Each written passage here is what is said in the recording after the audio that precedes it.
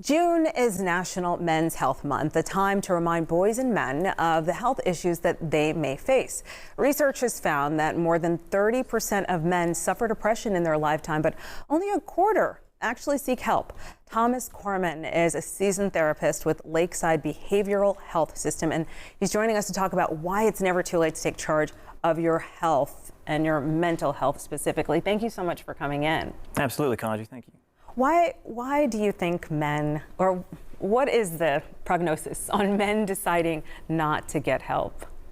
I think a lot of men struggle with being stoic many times, or cultural stigmas. You know, I want to keep my emotions in, keep a facade, an image.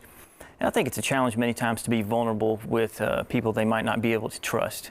So maybe different past experiences, and so they realize really fast that it's better just to stay safe and keep things pushed down.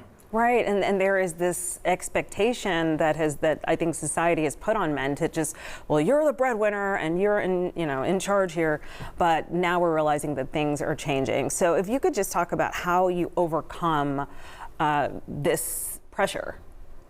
Right. Well, a lot of what we do with the treatment program is we identify root causes for what's going on. We use a lot of different skills in the group process to look at maybe with depression, suicide rates, anxiety, just to let men be honest. Because I think that's the challenge is, it's easy to say just be honest, but what does that mean? Because denial is the first challenge to try to break through with somebody. And how do we know if we have a family member, a male in our life is struggling? How do we know? Well, there's various ways. Sometimes it can be insomnia, it can be anxiety, depression, outbursts of anger, maybe suicidal statements, maybe overeating, lack of eating, substance use, of course, alcohol, drugs. So what I continue to tell family members is it's anything that would be out of balance. We should try to strive as any time of health, whether that's mental health or physical health, to be centered, to be balanced. And anytime we get out of balance on either side, then that's a good opportunity for us to look at signs for looking for help. And when you look at men's mental health, why put a gender on it? What does that, what's different between, that approach? Looking at men specifically? Yeah. I think, traditionally, even clinical research shows that men have a lot less words, or women can look at things maybe with their feeling base, but that's not to say that feelings are wrong. So I spend a lot of times explaining how does that feel physically, and how can we put a word to that? So that's when you get a lot of the social emotional learning in schools to help younger children develop so they understand that. And a lot of men through the different decades haven't been given those types of things in the home.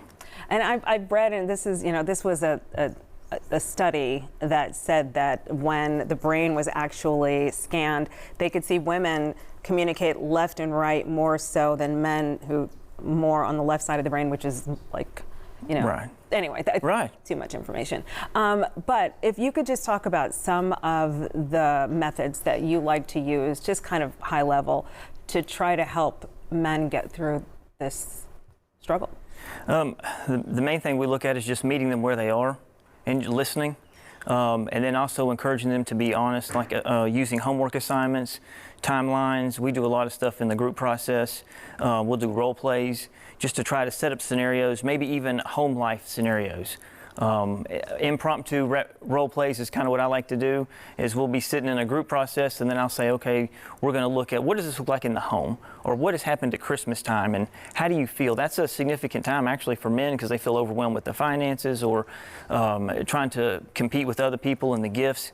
So it's this pressure, and the burnout starts with the bills and the finances. And what's a tip that you would give to somebody at home if they want to support men in their life?